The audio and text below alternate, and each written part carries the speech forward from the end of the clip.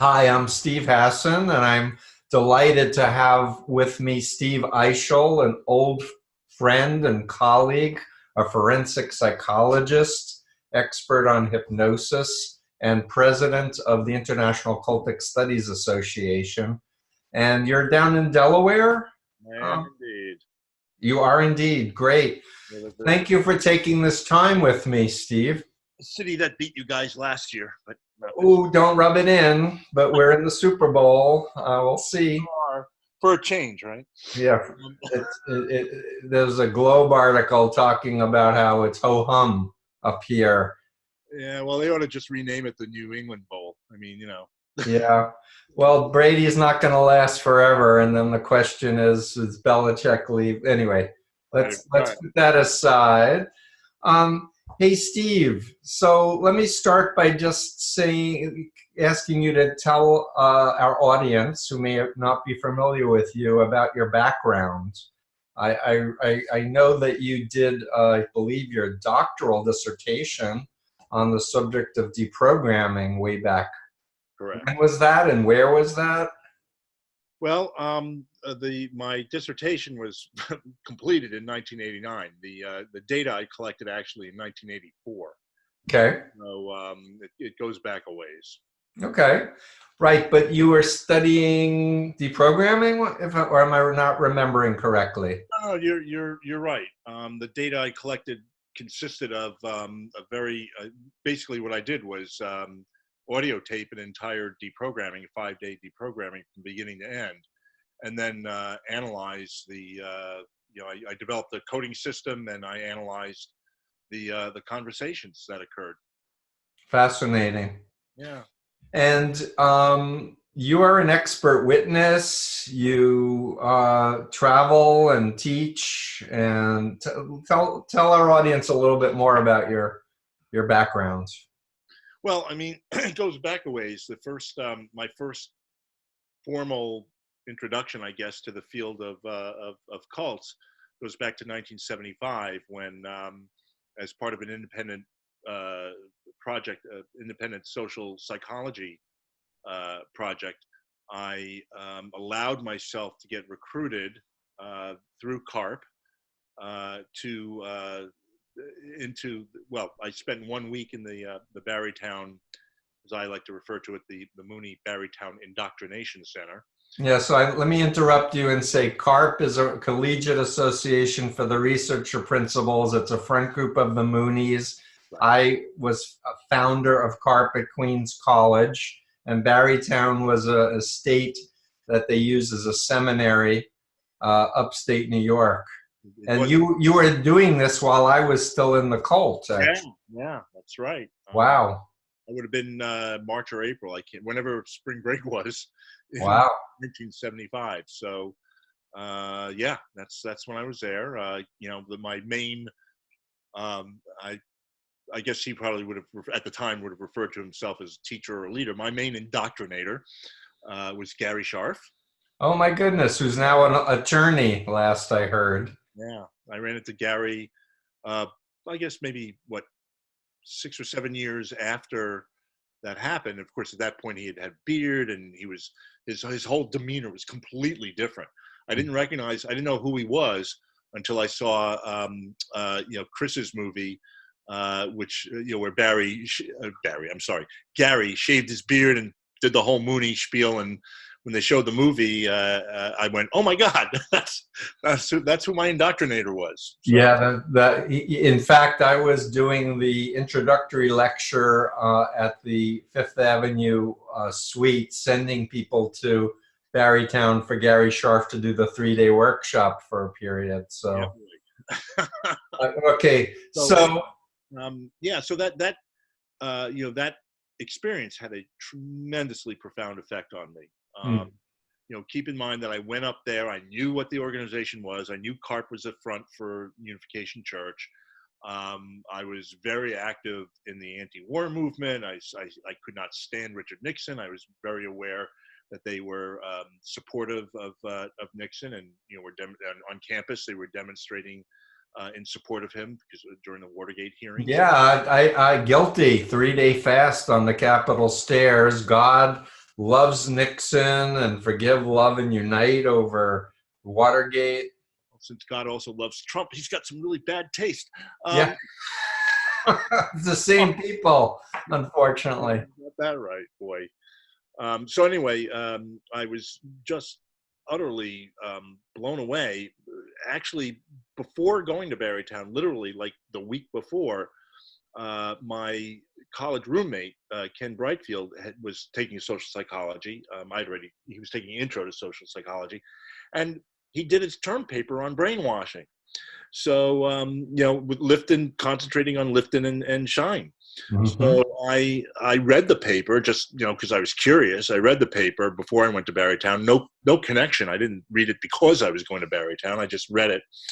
Went up to Barrytown, and within about 40, well, definitely within 48 hours, it was like, holy crap, this is right out of Ken's paper. Great that you had that resource. Nevertheless, and this is what blew me away, nevertheless, I could feel my mind moving. I could feel it, I could feel it. I could feel myself beginning to question my previous beliefs, mm-hmm. and begin to give credence to what I was hearing in Barrytown. So that just literally shocked me that, that even though I was prepared, even though I knew what the group was, even though I knew what brainwashing was, right, nevertheless, I felt myself being vulnerable. Interestingly enough, after I came back from Barrytown. So you obviously didn't stay for the 7-day workshop that starts the next morning. 7 days. I was there for the 7-day workshop. So they were. Oh, you were? Oh, yeah. They're trying to keep me for the 21-day workshop. Oh. So, of course, I wanted a cab, and they said, oh, we'll call you a cab. And that's what they did. They called me a cab. That is to say, they did not call a taxi.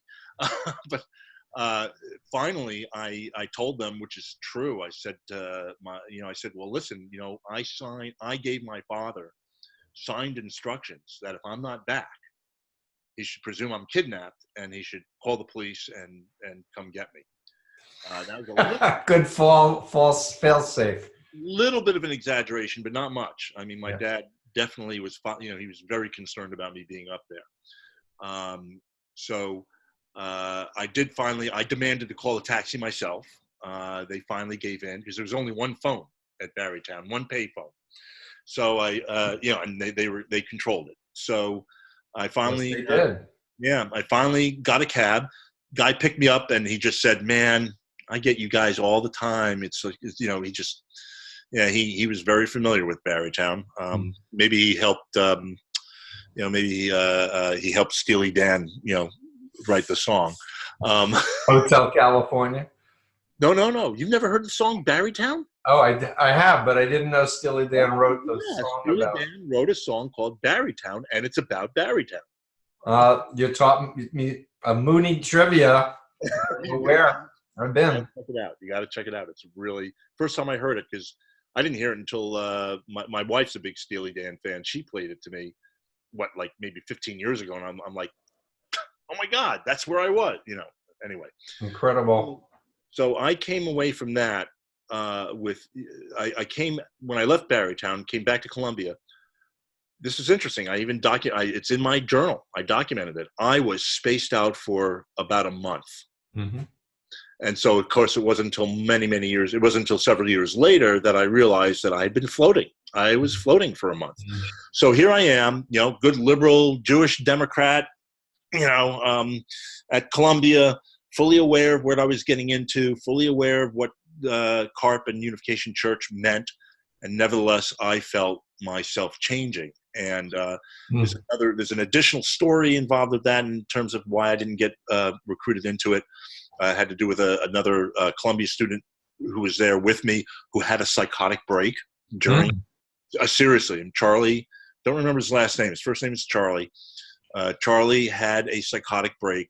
I didn't realize it at the time. I just thought he was being very weird because he started screaming that Moon was the Antichrist. And I checked this out with Gary later on. I said, Gary, do you remember around that time somebody went, that you found all these moon posters defaced and everything? He was like, yeah. I said, I know who did that. Interesting. So, and he wound up hospitalized. I mean, he missed a semester of college as a result. Yeah, there's no question. It was very powerful control of behavior, information, thoughts, and emotions. And I remember the end of the 3-day workshop. I never did a 7-day workshop. And they wanted me to fill out a reflection sheet. I just said, I am too blown away to write anything now. It was all I could get out at the time. Yeah, it was really intense. So that's what got me into the whole, I wrote it up. I wrote, I got an A for the project from my professor, Phil Shaver. And then, when I applied to grad school, I decided, well, this is kind of interesting. Let me send this paper to the various grad schools I was applying to, one of which, of course, was the University of Pennsylvania.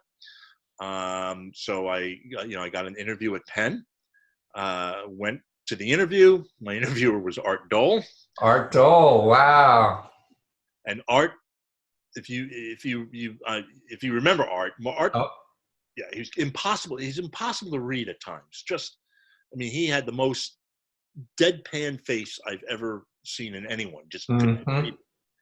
So I'm talking to him, and he asks me about the paper, and he goes. I said to him, "Oh yeah, this is a cult. It's they were brainwashing. They were evil. Da da da." And he just looks at me totally deadpan and says, "Well, my daughter's a member of Unification Church." Barbara, I remember her too. I just went, oh my God, I just blew my chances. Because here I am totally insulting his daughter's religion. Right. But in fact, what was happening was he had no idea that the Unification Church was a thought reform cult. Oh, that's so interesting. So I was the one who informed him of that, and he made sure, therefore, he was chair of the department, he made sure I got to Penn.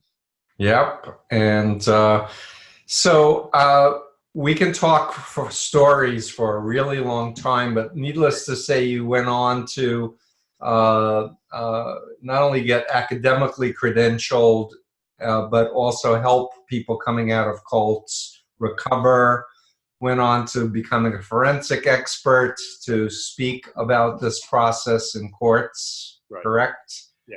And you, I believe, in the last year had a very big judgment.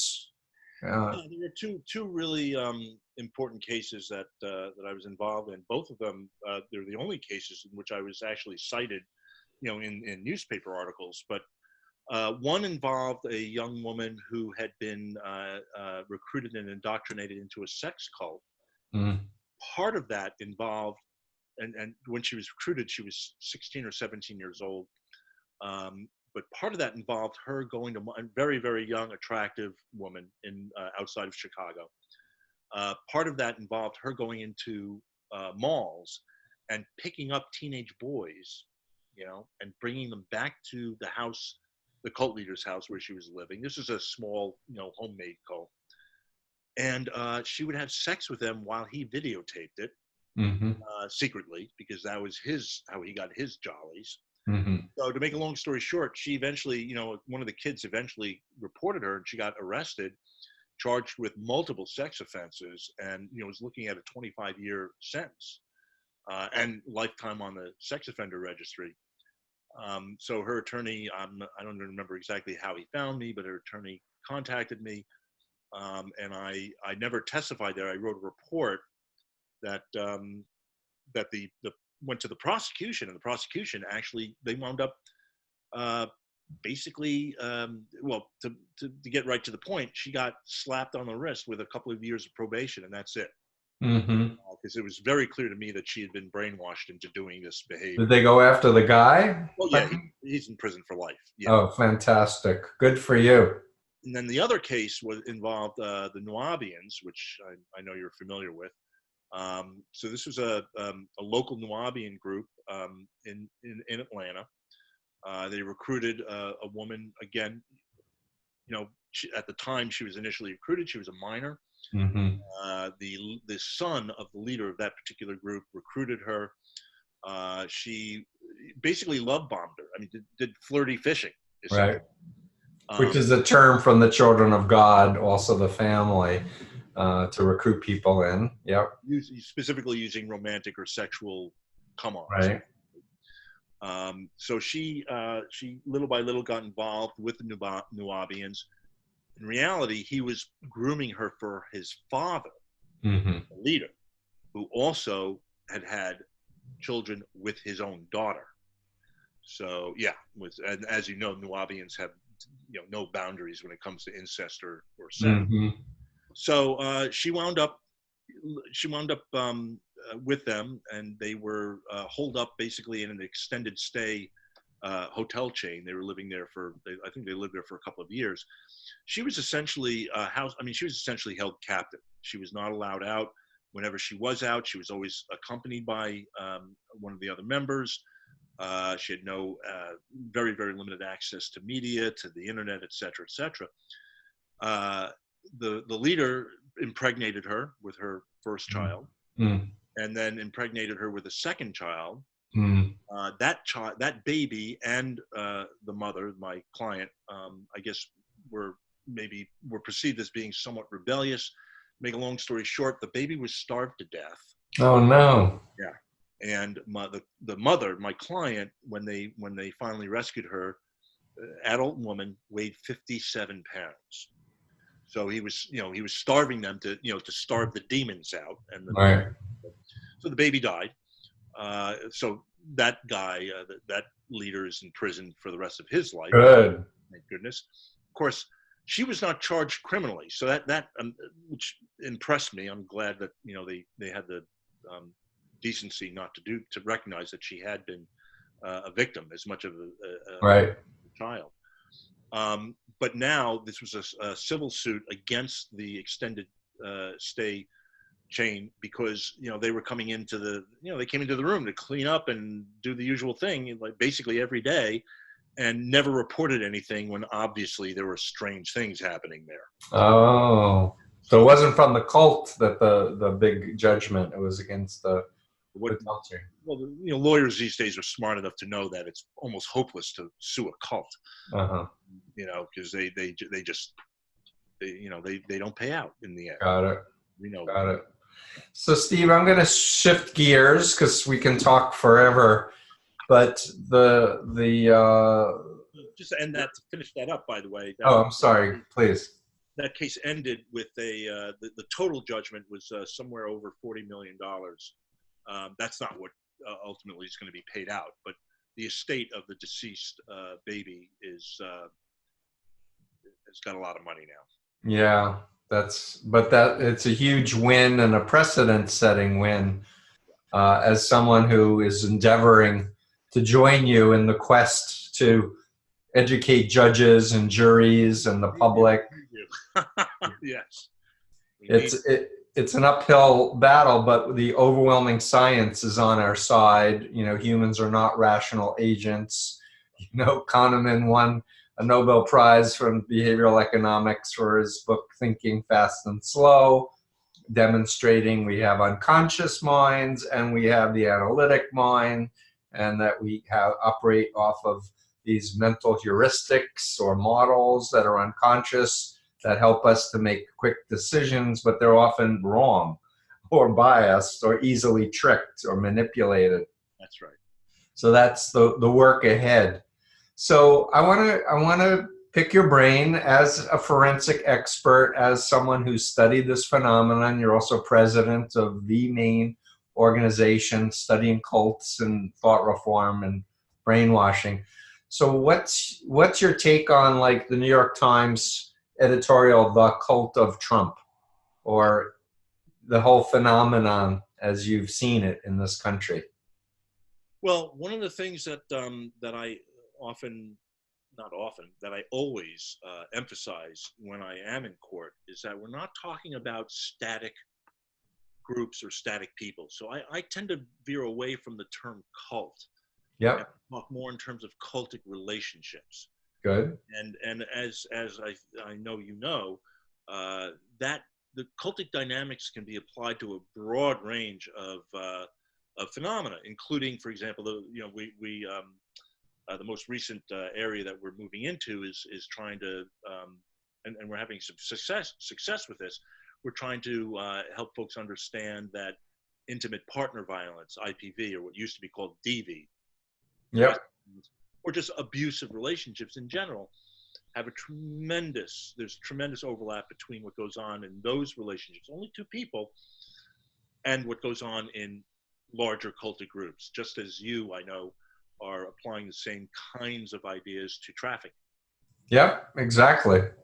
So again, one of the things I feel very strongly about is that this is not, cultic dynamics is not some kind of weird little thing that's off to the side that that affects about the same number of people as chicken pox or something. Right. It's a social psychological dynamic or series of dynamics that are present in a range of human interactions and groups, and it's really important to understand that, I think. Right. So flesh it out for our listeners, please. I use the influence continuum and the bite model, but what models do you use? I'm sure you use Lifton and well, they all really dovetail incredibly well with each other. This is not, right. One model does not exclude the other.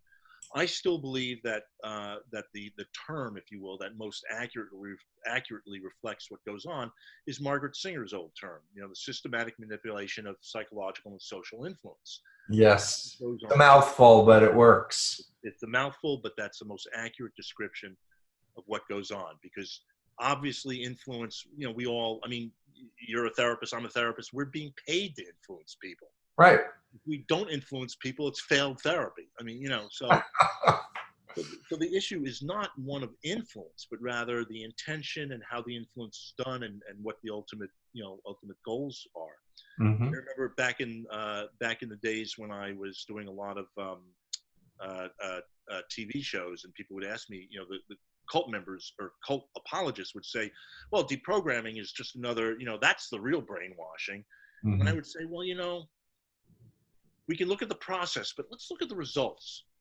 When people join cults, you get people from all kinds of different backgrounds and whatnot. They become involved in a cult. They all come out the same, or pretty much the same. In deprogramming, they all start pretty much the same. And then when they're done, when they're successful deprogramming, when they're done, they all go in their own different ways. So, how can that be the same thing as what happens in a cult, even though the influence techniques are also very intense? Mm-hmm. But anyway, so we're talking about, number one, we're talking about psychological influence, which exists in everything. Yep. Social influence, which exists in everything. But the difference here is that those two key words, systematic. All right. So it's a planned course of action. Right. It's not spontaneous, and as you know from your experience in the Moonies and elsewhere, it's faked spontaneity. Right. Members are taught to pretend that they're being spontaneous, when in fact, of course, it's all planned out. Right. So it's systematic from beginning to end, and it's manipulative, meaning that that it's clearly one person trying to influence and change another person, as opposed to what I like to think of as ethical communication, where two people get together and right. influence each other. And there's change that occurs, even if it's minor change. There's change that occurs on both parties' sides. Mm-hmm. In cultic dynamics, the change is strictly unidimensional, or unidirectional, rather. Right, and the influencer has certain characteristics. Would you share some of your observations about that?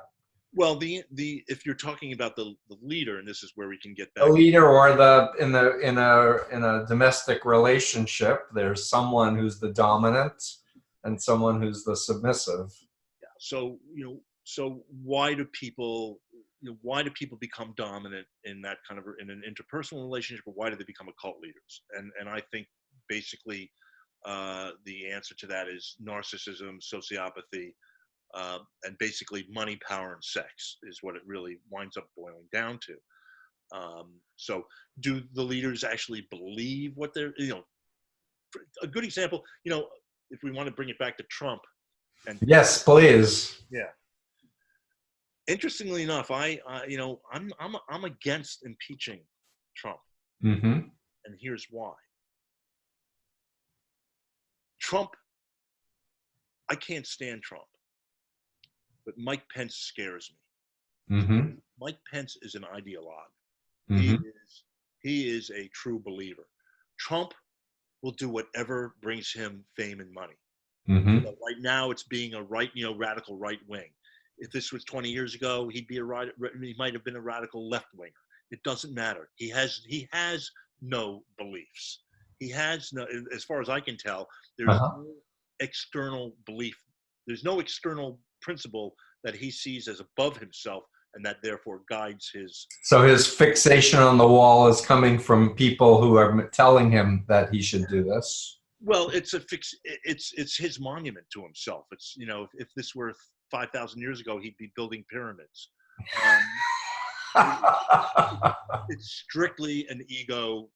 Now, he may believe on some level that yeah, sure, it'll probably stop some illegal immigration. I mean, you know, you could.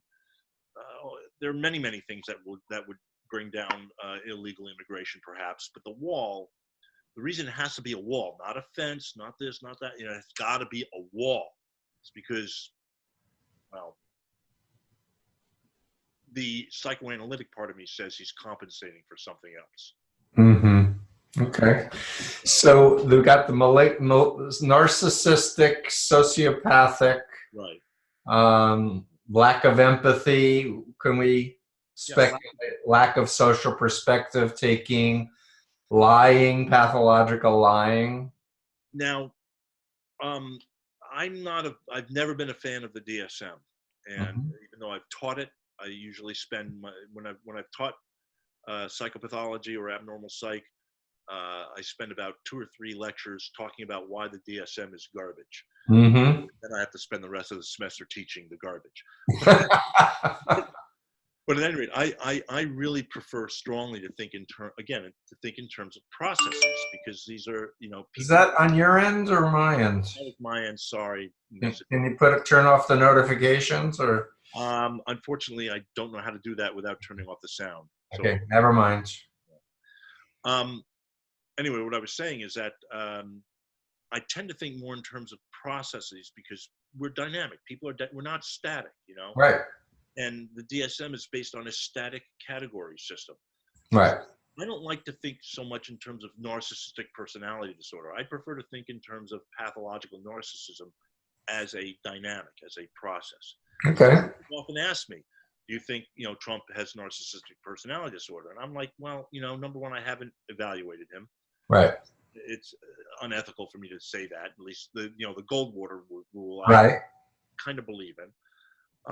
However, there are processes that we can certainly observe based on his behavior, and as the processes we observe is absolutely, it's you know, it totally fits every definition I know of pathological narcissism. So I can certainly say that I don't know if he's got narcissistic personality disorder, or sociopathic, or whatever, antisocial personality. Right. But what I do believe is that his behavior is illustrative of malignant pathological narcissism. Now, is it a cult? It's a cult in the same, yes, in the same sense, on one level, in the same sense that we talk about an Elvis cult or the Beatles cult, or, you know, in other words, there are a group of people that clearly admire him and clearly follow him and have and identify with him. Difference is, of course, that to me, the difference is that he clearly facilitates that. He knows it, he understands it, he wants it. He doesn't want casual believers. He doesn't want, you know, let's say the way I feel about, you know, I think we have 2 very good senators in Delaware. You know, Senator Coons and good Lord, the other one doesn't matter. My name anyway. You know, so I know them. I mean, especially Chris Coons has his friends, somewhat of a friend, has a friendship with my wife that's been true, you know, that's been going on for many years. I admire him. I don't turn my computer on and look to see what he's saying or doing. I mean, I don't see him in that way. I just don't. And if he were to screw up, I would go, well, he screwed up. I mean, I'm the first one to say that Obama blew the line in the sand thing in Syria, he blew that. It was, Mm-hmm. he screwed it up. So I see that as different from the cultic relationship that a lot of people have with the current president. Yeah, what about the people who believe that God wants Trump? And I read a book called God and Donald Trump by Stephen Strang. And people are having prophecies that God, wanted to use a King Cyrus, pagan person to advance his agenda. And, They conveniently forget all the biblical warnings about the Antichrist, right? Mhm. which from my perspective, he fits that definition far more than anything else. Yeah, I mean, they amazingly, this really does remind me a little bit, and I don't want to get too far afield here, but it really does remind me a little bit of the dynamic that existed in Germany around the time that Hitler took over. Yeah, I agree. The monarchists and the conservatives supported Hitler because they thought they could control him. Mm-hmm. They saw him as the best bulwark against the communists. Right. Just like the people who support Trump see him as the best bulwark against illegal immigrants and terrorists. Mm-hmm. So process is the same. The names have changed. So Trump. So these people really they see Trump as the last great hope for maintaining what they consider to be America's true soul. Mm-hmm. Say white, Christian, conservative, etc. Right. So that's how they. As far as I can tell, and I've got Trump supporters in my family, my extended family. Mm-hmm. That's how I see them. Mm-hmm. There's an element. Thinking of again some of the people in my own family, there are some people who supported him because they really did naively believe that he is, number one, a great businessman, and number two, that's what we need to run this country. We need someone to run this country like a business. Mm-hmm. Well, businesses aren't democratic. Right. Businesses are autocratic. There's Right. the boss can fire the people under them. Right. One can fire the people under them, et cetera, et cetera. It's a pyramid structure. It's a hierarchy. It works pretty much in business, but do you really want that your government to be to work along the lines of Exxon Mobil? I mean, no, I don't. But Right. other people believe that that they do. Mm-hmm. Those people, I think, are beginning to come around. They're beginning to realize, wait a minute, we Mm-hmm. got it wrong. Mm-hmm. But his base, the people, I've often said the one thing that Trump has said over the past 3 years that I believe is absolutely true is when he stated that he could step out on Fifth Avenue and shoot somebody and he wouldn't lose a vote. Right. That's true. Because that's his base. They are fanatical believers in the same way that, when you were brainwashed into the Moonies, same way that you saw Moon and his underlings, the same way that Krishnas saw Prabhupada, the same way that People's Temple members saw Jim Jones. Mm-hmm. So it is that blind devotion. Right. So, have you had? I'm sure you have had contact with ex-Lynn LaRouche people. I have, yeah. Because the presidential candidate 8 times who was left and now he's right, and conspiratorialist, and Lyndon LaRouche and I go back a ways. I knew him back in the 70s when he was still Lynn Marcus, and he was the right. chair initially of NCLEC, the National Caucus of Labor Committees, part of SDS, or an offshoot of SDS, and then, of course, the U.S. Labor Party. And yeah, at that time, I was present at Columbia when Gus Hall, the perennial presidential candidate of the American Communist Party, I went to hear him speak because he's history, Mm-hmm. So, I went to hear him speak, and the LaRouchians broke up the meeting and beat the crap out of people at Columbia Mm-hmm. because he was a social fascist. Mm-hmm. the communist terminology that was used against the Social Democrats in Germany. Mm-hmm. And that the communists, of course, wanted Hitler to win because Right. they thought that if Hitler won, that would spark a proletariat revolution. Right. So the Lucians are the same. The Lucians were the same way at that time. Mm-hmm. Anyway, go ahead. So, Steve, you are an expert in hypnosis, and I'd like to try to tap your knowledge about persuasion and his linguistics. Any observations or comments about what you have heard and watched? Well, I'm interestingly enough, although I don't, brilliant. He's a wonderful cartoonist, and he's also calls himself a certified hypnotist, whatever that is. You're talking about Scott Adams. Talking about Scott Adams, who accurately predicted that Trump. I mean, I remember hearing him on Bill Maher, saying that Trump was going to win, and everyone. Yeah, I interviewed him on Tuesday, actually. Ah, good. Okay.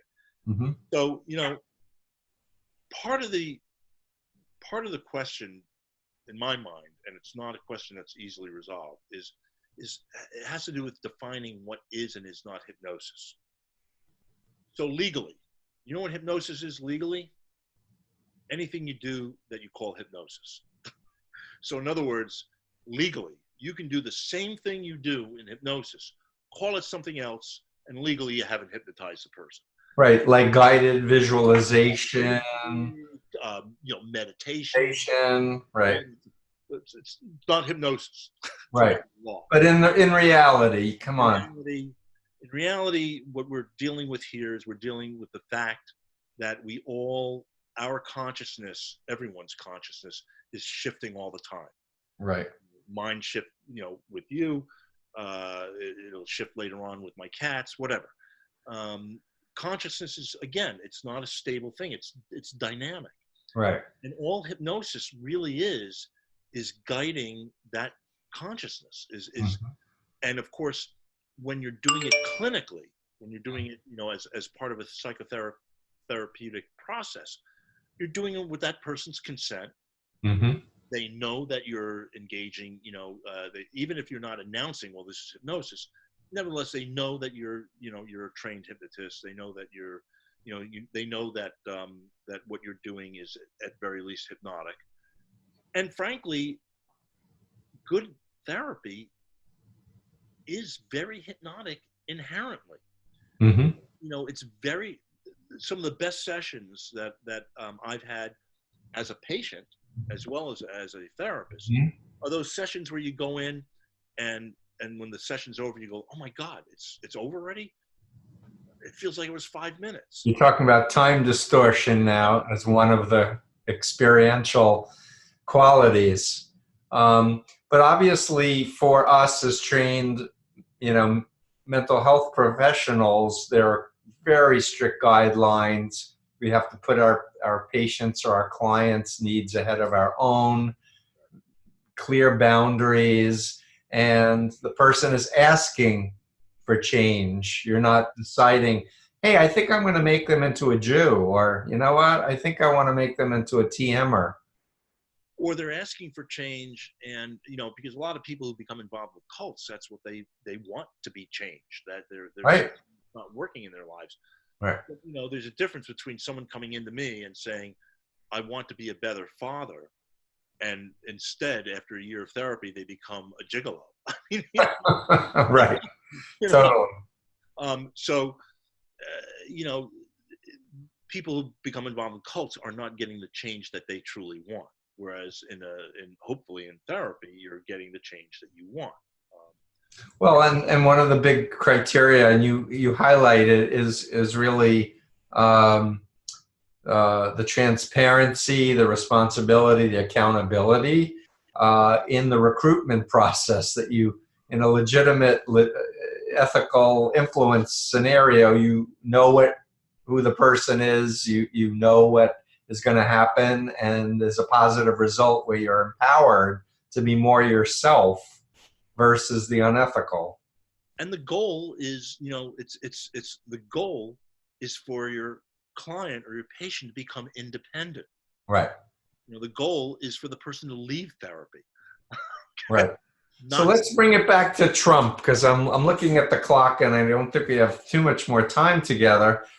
When you listen to him repeating things over and over, or he's coming up with these very intense visuals that, you know, whether it's Pocahontas or whether it's the wall, or, you know what I mean. So what I don't want to guide you too much to give an answer that's in agreement with me. But what's your take on it as someone who looks at the dynamic of influence? you know, the developers of neurolinguistic programming, right? You know, Bandler and Grinder, and without getting into the validity of NLP, there's certainly certain aspects of NLP that I think are quite valid, and they're based. Now everyone talks about, oh, well, that's based on Erickson's work, but not entirely. Right. It's based on Erickson, it's based on Satir, it's based on Carl Whitaker, and Bandler and Grinder. I don't remember that they ever identified who they were, but they studied master salespeople. Mm-hmm. Okay? I don't know that they identified who they were, but but I remember reading in the original work, Structure of Magic. I remember reading that they analyzed Satir, they spent time with Erickson, of course, etc. But they also spent time with highly successful salespeople. Well, because highly successful salespeople are influencers, obviously. Right. And of course, if you're a salesperson, you know, I would like to think that the best salesperson is a person who's going to really help you to get what you want, not necessarily what they want. But of course, that's not true. Salesperson, their primary goal is to make money for themselves. Right. So that's the primary goal, not to help you, but to Right. help themselves. So I really see Trump primarily as he's a skilled salesperson targeting certain kinds of people. Mm-hmm. He knows how to appeal to their their emotions, and especially their fear. That's where he's different from a clinical hypnotist. Mm-hmm. Clinical hypnotists don't do that. Right. Not even with smoking cessation.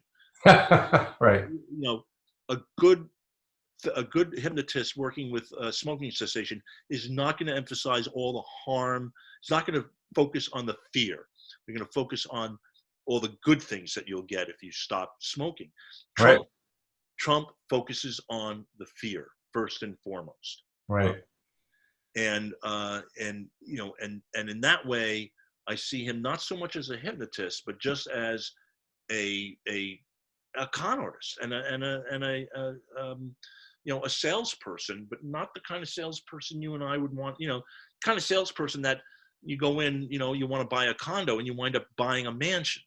And right. Go bankrupt in a couple of years. People like Scott Adams and other people who have looked at NLP and such talk about mirroring and pacing and leading and pattern interruptions. Pattern interruptions, he does. Pacing and leading, you know, it's hard to do that on a Twitter account. Right. You know, but pattern interruptions, absolutely. Constant repetition, absolutely. Trance logic, the use of trance logic, no question about it. Explain what trance logic is for our listeners. Trance logic is the ability of if a person's engaging in trance logic, it involves holding two beliefs. One should cancel the other out, but instead both are held to be true. So the classic example, when I talk about it, I say, well, children, of course, engage in trance logic all the time. Right. The best example I use there is, you know, the kid who knows that Santa Claus is not real, but absolutely demands that you leave milk and cookies out for him on Christmas Eve, right? Mm-hmm. Or in stage hypnosis, you know, the person, I'll never forget this, in high school, a friend of mine volunteered for a stage hypnosis act and wound up being the one person, you know, after they culled all the people down, right, one person who would, you know, be the best subject. His name is Mitch. And Mitch, at one point, you know, the hypnotist gave him an onion and said, it's a delicious, juicy apple. You're really hungry. go ahead and enjoy that apple. And of course, he then proceeded to bite into the onion and chew it and swallow it. Oh, this is delicious, etc. Didn't eat the whole onion, of course. The hypnotist took it away. But so later on, I said to Mitch, I said, do you remember that? And he said, yeah, I remember it. And I said, what happened there? He goes, did you really think that was an apple? And he said to me, no, this is in high school, senior year in high school. He says to me, he goes, no, it was an onion that tasted like an apple. That's trance logic. Yeah, very good explanation. I like that story. So you talked about a couple of cases of mind controllers getting people to do sex for their bidding. Right. Talk about pickup artists and the kinds of techniques. Like on the internet, there are places that are teaching, storytelling to get somebody in bed and other techniques. Talk about that for a minute, if you don't mind. Well, I'm no expert in that area because I haven't studied, pickup. I'm aware of it, but I haven't, really studied it. My understanding from the little bit that I've been exposed to is that, you're taught love bombing. Mm-hmm. You're taught, you're taught pacing and leading. Absolutely. Yeah. Mm-hmm. You're taught about eye contact and the importance of maintaining eye contact, and again, that's very hypnotic. Mm-hmm. Of course, a lot of people would say limerence, the first 6 months of a romantic relationship is all hypnosis. And Mm-hmm. there's some truth to that, right? Mm-hmm. But so these people, again, the primary aspect, the part of being a quote unquote pickup artist that is so upsetting to me and to other people, as far as I know of it, is that the intention is unethical. The intention is not to provide the other person with something beneficial for them, or even something beneficial for the both of us. The intention is for me. It's narcissistic, period. Right. So I'm gonna just comment that when I heard the Access Hollywood tape, where Trump was crowing about his star power and how beautiful women, and he needs the tic tac because he may need to, you never know when you need to kiss a beautiful woman, that you can grab a woman's crotch, and they'll let you. And because of my background and because I've studied pimps and pickup artists, I thought, oh, so this is a confusion pattern interrupt technique that might get you slapped, but if you shock the person, you've invaded their personal space. You're doing it with a smile, maybe looking them in the eye, saying, "Man, you really want me, don't you, honey?" A lot of people will respond when they really would say, "Get your hand off," but they don't have those resources at the moment, and that's perceived by the manipulator as, "Oh, she does want me," because that's what he wants to believe. Yeah, and of course the heavy use of the foot in the door technique, which is a classic, social psychology understands that fully, classic sales technique, etc. So I'm not asking you to have sex with me. And cults use this, of course. I'm not asking you to join the group. I'm asking you to come to one workshop. I'm not asking you to have sex with me. I'm asking you to take a walk with me to the car, or to talk privately in my car, or to just be sensual with each other. We're not going to have sex. We're just going to be sensual, right, etc. So that's again a very, very common technique. mm-hmm. But yeah, I mean, if anything, people have asked me, how do I see Trump? And I've often said I don't see him as Hitler. I see him as a combination of Huey Long, the Kingfisher from Louisiana, corrupt Louisiana politics in the 1930s, Huey Long, and good Lord, Mussolini, Benito Mussolini. He gets, Mussolini got the trains to run on time. That's the Italian dictator. Mm-hmm. Dictator. I also see him as I think your hinting, maybe, and this may be strictly what I'm thinking, you're hinting that there are similarities between Trump and a pimp. Yeah, I think that Well, makes he has a long history of serial assaults against women, apparently some underage. That fits the cult leader profile for me.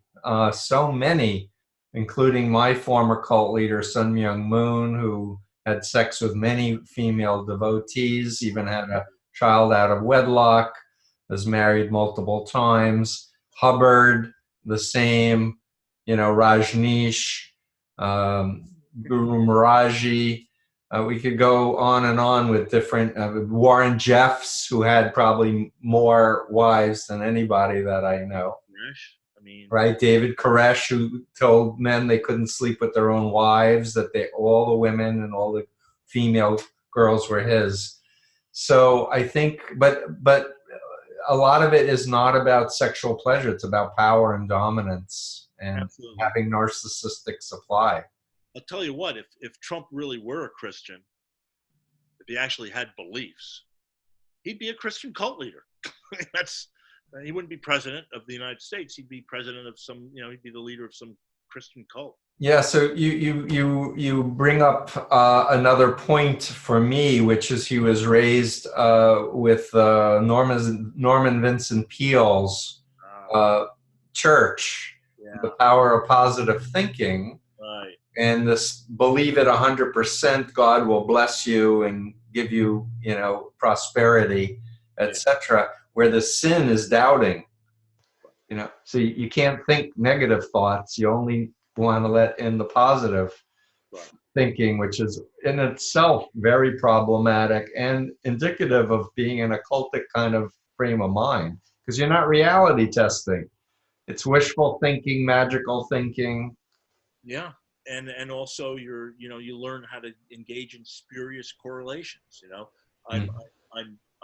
I'm thinking I'm going to create a parking space, right? Right. Oh, look, I found a parking space. It works. No, that's a spurious correlation. Right. Or coincidence. More accurate, right. Professional term, coincidence, yes. And then I want to ask you if you've come across the group The Family, as written about by Jeffrey Charlotte. No, I haven't. Not Children of God. You're talking No, this is a book called The Family. Jeffrey Charlotte is a professor of English at Dartmouth, but he did a very in-depth book and then a follow-up book called The C Street about a 100-year-old group that wants to take over the world for Jesus. And apparently Chuck Colson, who was a Watergate plumber, recruited Mike Pence, and Mike Pence was the transition chief and brought in other family members into the cabinet.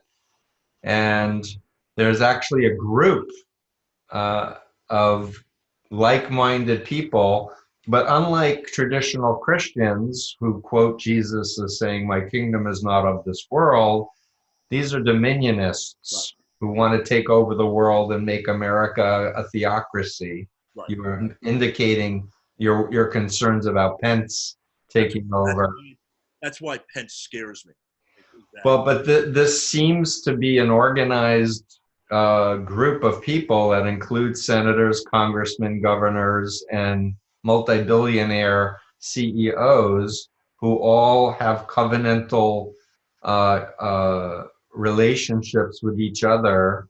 They don't believe in membership, but they all get together and pray together for common cause to advance this thing that is so opposite the traditions of the United States and separation of church and state and protecting the weak and the poor, and they're an elitist group that believes in a form of social Darwinism that they need to rule, and whoever doesn't succeed, it's their fault.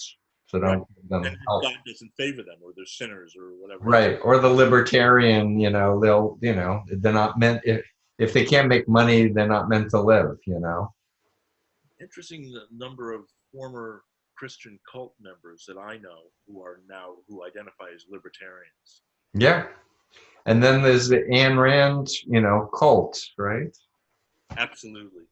I hate to say this, but it's true. I have not met good Lord, Ayn Rand's. I'm blocking on the term that she used to describe her philosophy. Objectivism. Objectivism. Thank you. Kept thinking rationalism. No, Yeah. objectivism. Mm-hmm. I've not met an objectivist that I like. Mm. I mean, it's true. They're just really nasty, arrogant. Well, it's about the self. They worship the self, which also is, and like you were mentioning the Antichrist or Satan. It's like me, me, me, me. It's like Hubbard, I am the Antichrist, Yeah. and such. So I'm wondering, we're going to need to wrap up. I really want to thank you. Any other comments or thoughts in terms of what we're seeing in this country with a dynamic out of the White House, and what are people to do to make sense of how to proceed in a way to wake up? And In my more optimistic moments, I think that I'm hoping that this is actually going to be a tremendous national learning experience. Because you've got Trump, but then you've also got the whole Russian, element to it. The idea, the misinformation, again, the systematic manipulation of psychological and social influence that's being engaged in by Putin, who of course is trained by one of the great brainwashing organizations in history, right? The KGB. yeah, absolutely. I'm glad you brought up Putin. So have you heard of fourth generation warfare? No. So it's actually a term, I believe, that one of our intelligence people came up with years ago. But it's basically psychological warfare, or psyops, Right. where the goal isn't to convert the other people to your way of thinking. Mm-hmm. The goal is to disorient them, Right. distrust their institutions, their leaders, their experts, pit people against each other to sow conflict, Right. because in that confusion, the democratic structures will fail, and it sets the stage for authoritarian takeover.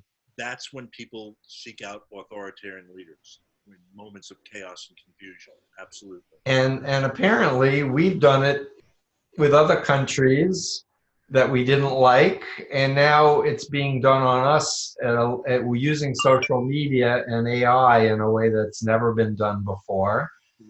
And I agree with you.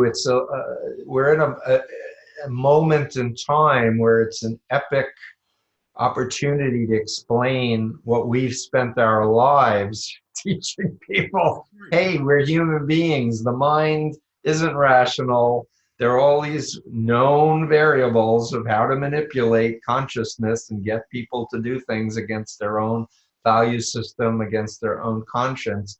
And hopefully this can be used as a point of elevating everybody's awareness, where they learn that it's my mind, and I've got to take control, and I've got to regulate what information I'm choosing to expose myself to.